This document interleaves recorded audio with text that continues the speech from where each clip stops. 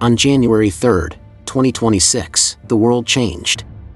While the media focused on the arrest of Nicolas Maduro, they missed the real story.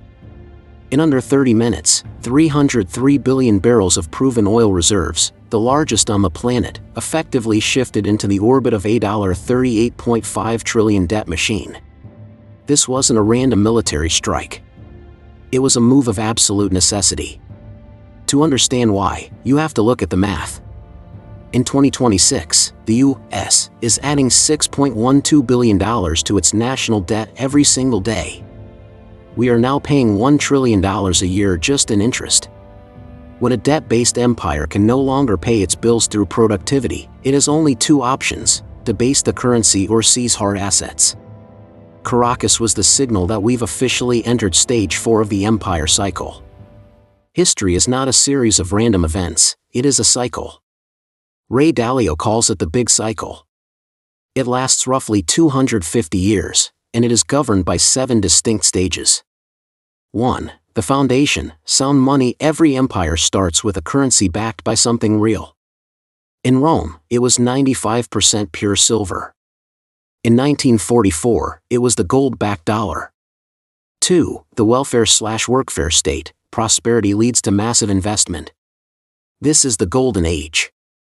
3. The military stretch. To protect global trade, the empire builds 800-plus bases. But the cost of the military begins to exceed the tax revenue. 4. The resource grab. This is the phase we just witnessed in Venezuela. When your paper money loses value, you must control the things that actually have value: oil, minerals, and land. 5. Fiscal dominance. This is a technical term for a debt trap. It happens when the central bank must keep interest rates low to prevent the government from going bankrupt, even if it causes massive inflation. In 2025, interest payments hit $970 billion, surpassing the entire national defense budget. By 2026, we are officially in a state of fiscal dominance. The Federal Reserve is no longer the pilot, the debt is. The most telling data point isn't on a stock ticker, it's in the airport lounges. In 2025/2026, we saw the largest voluntary wealth migration in history. 142,000 millionaires fled traditional Western hubs. Why? Because the smart money recognizes stage 6, capital flight. When an empire is in a debt trap, it eventually turns on its own citizens through financial repression. This means higher taxes, exit fees, and currency controls. The 16,500 millionaires who left the UK in 2025 didn't leave because they hate the weather, they left because they saw the math of a 95% debt to GDP ratio. They are moving into sound money jurisdictions like the UAE and Singapore, where fiscal stability is still a priority. While the U.S. was securing Venezuelan oil, the rest of the world was securing a way out. On October 31, 2025, the BRICS Plus bloc launched the unit, a gold-anchored settlement tool. Data check, asterisk. In 1999, the dollar was used in 96% of global trade. By November 2025, that number dropped to 89%. 20% of global oil is now settled in currencies other than the dollar.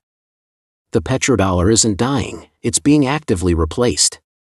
The Caracas raid was an attempt to defend the petrodollar by force, but history shows you cannot solve a mathematical insolvency with a military operation.